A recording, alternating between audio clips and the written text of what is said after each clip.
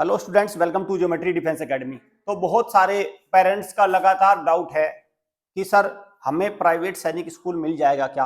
और मेरा ऐसा अनुमान भी था कि जब ये कंपटीशन की तैयारी में इस रण क्षेत्र में, इस कुरुक्षेत्र में बच्चे आते हैं तैयारी करने के लिए, तो उनका 99% पेरेंट्स का ये मानना होता है कि हमें कोई ना कोई गवर्नमेंट अप्रूव जो सरकारी 33 सैनिक स्कूल वो मिल जाए, राष्ट्रीय मिलिट्री स्कूल मिल जाए, RIMC मिल जाए, वो ये रहता। लेकिन जैसे ही NTA का पेपर हो जाता है, फिर एकदम से, क्योंकि जो भी सच्चाई है वो सामने आ जाती है, फिर उसके बाद वो कहते हैं, उनको पता चल जाता है कि सरकारी सैनिक स्कूल की सीट में तो हमें हवा भी नहीं आने वाली। तो फिर अब उनकी क्वेरी हो जाती है कि सर प्राइवेट सैनिक स्कूल में सीट कितनी है, हमें वो चीज मिल जाएगी कि नहीं मिल जाएगी। मैं ये कंफ्यूजन दूर कर दूंगा कि कितने नंबर से नीचे वालों की प्राइवेट सैनिक स्कूल में एडमिशन सीट है पक्की, ये मैं आपको बता दूंगा।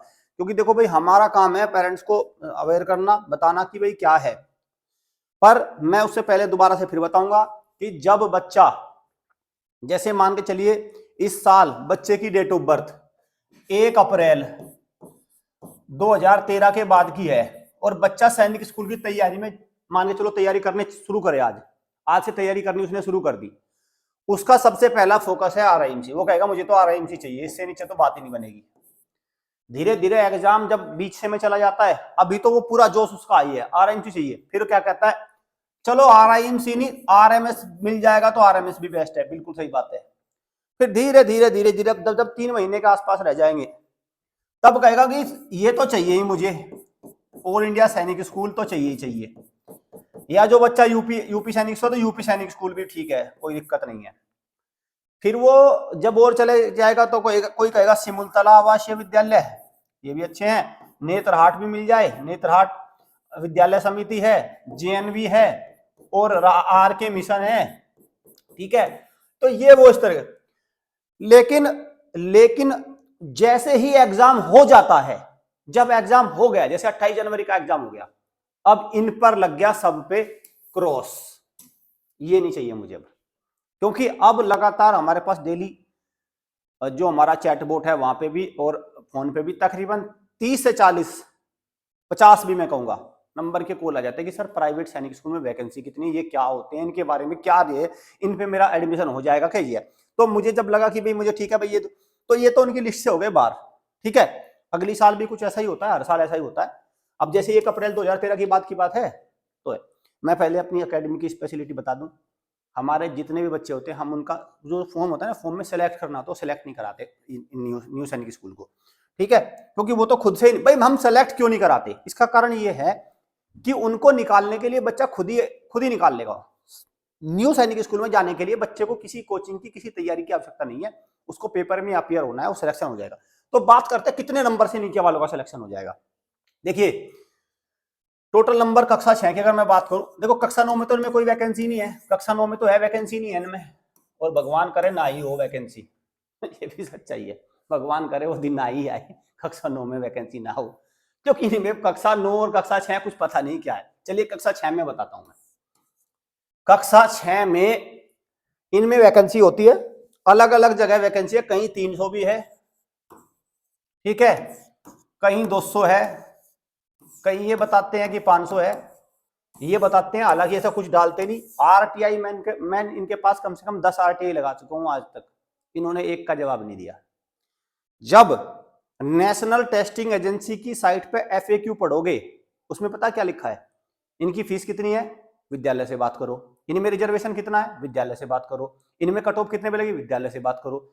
इनमें वो फैसिलिटी मिलेगी क्या, विद्यालय से बात करो। मतलब कुल मिला के जो जिनके स्कूल है वो वही है, इनके मालिक वही बताओगे कि क्या है क्या नहीं, हमें कुछ नहीं पता। फिर नेशनल टेस्टिंग एजेंसी या सैनिक स्कूल सोसाइटी का क्या काम है, उसका काम है उसे एक सर्टिफिकेट देना, ले सर्टिफिकेट, ले लो भाई सर्टिफिकेट, उस सर्टिफिकेट से करो काम, ठीक। मतलब एक एफिलिएशन दे दिया, जैसे अवर स्कूल इज एफिलेटेड, हमारा स्कूल भी ज्योमेट्री डिफेंस एकेडमी एफिलेटेड है, ठीक है। तो हमें जो आपका CBSE से एफिलिएशन लेटर है वो मिला हुआ है, तो इनको भी एक ऐसा ही एफिलिएशन लेटर मिला हुआ है। अब बात करते हैं कितने नंबर पर सिलेक्शन हो जाएगा, ठीक है, कितने नंबर से नीचे वाला है। देखो, जिस बच्चे के नंबर जनरल कैटेगरी में 200 से नीचे नंबर हैं और और 200 से कम। अब आप कहोगे सर कितने कम? 200 से लेके, और सैनिक स्कूल का पेपर पास कर रखा है 100 नंबर पे। नीचे वाला तो पास ही नहीं करता, नीचे वाला तो क्वालिफाई नहीं करता। और इस बात में भी मुझे कोई दो राय नहीं है कि वो नीचे वाले को भी ना बुला लेते हो। ये मैं इस बात में भी संचित हूं, क्योंकि वो लिस्ट जाती है पूरी सबकी, ठीक है। तो 200 से लेके 100 वाले सारे बच्चों को कॉल आएगी इनकी, जनरल कैटेगरी में। ओबीसी कैटेगरी में भी सेम रहेगा, एससी कैटेगरी में भी सेम रहेगा, एसटी में भी सेम रहेगा, मेल फीमेल में भी सेम रहेगा। और ये तो रहेगा पहली लिस्ट में, ये तो पहली लिस्ट लगेगी। अब दूसरी की बात सुनो, दूसरी तीसरी जब वेटिंग आ जाएगी। आपने पुराने समय में जो पहले समय क्या होता था, मतलब ये बात कर रहा हूं मैं तकरीबन 1970-1980 में, हमने भी सुनी है ये बातें कि जैसे फौज पुलिस में जो भर्ती होती थी तो आर्मी वाले लेने आ जाते थे।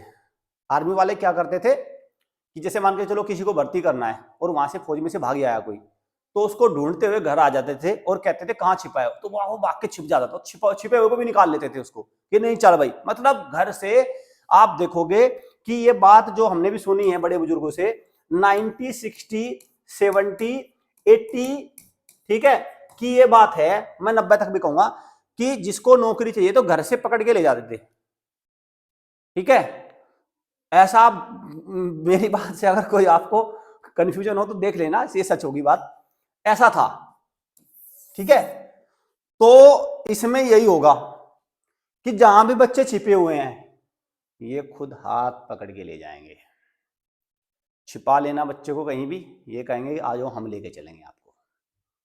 ऐसा होगा, कॉल खूब आएंगी, सारी चीजें होंगी, सबका एडमिशन हो जाएगा न्यू सैनिक स्कूल में, उर्फ प्राइवेट सैनिक स्कूल में। बहुत सारी एक वेबसाइट के लिंक है, आप देख लेना। बाद में भी हो सकता है सप्लीमेंट्री भी कुछ वैकेंसी निकल जाएगी इनमें। तो इसलिए इस बात में बिल्कुल चिंता मत करना कि मुझे प्राइवेट सैनिक स्कूल में सीट नहीं मिलेगी। जी बिल्कुल मिलेगी आपको सीट, ये मेरा आपसे वचन है, वायदा है। जिसको नहीं मिलेगी मुझे अपना लॉगिन आईडी और पासवर्ड भेज देना, मैं उसकी ई काउंसिलिंग में चॉइस भर दूंगा और तुरंत मिलेगी, तुरंत कॉल आएगी सबसे पहले कि आ जाओ, ठीक है। तो ये संशय तो दूर हो। अब एक और ऐड कर दूं मैं। देखो भाई, हमारे यहाँ तैयारी 1 मार्च से क्लासेस प्रॉपर शुरू हो जाएगी, ठीक है। दूसरा हमारा काम है 33 सैनिक स्कूल में सिलेक्शन कराना, राष्ट्रीय मिलिट्री स्कूल में सिलेक्शन कराना और यूपी सैनिक में सिलेक्शन कराना। इनमें हम सिलेक्शन कराते हैं।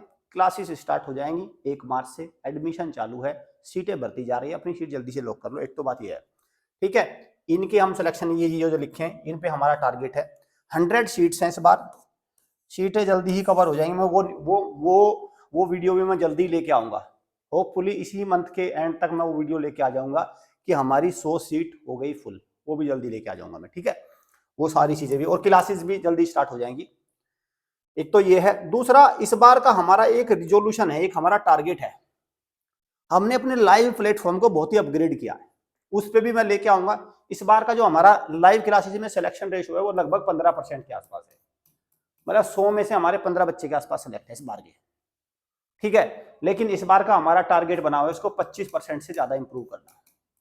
इसके लिए हमने प्लेटफॉर्म में काफी आमूलचूल परिवर्तन किए हैं, बहुत ही अपग्रेड किया है, उसका भी मैं आपको बताऊंगा। 1 मार्च से प्रॉपर हमारी लाइव क्लासेस शुरू हो जाएंगी, 1 मार्च से बिल्कुल एकदम स्टैंडर्ड वाली।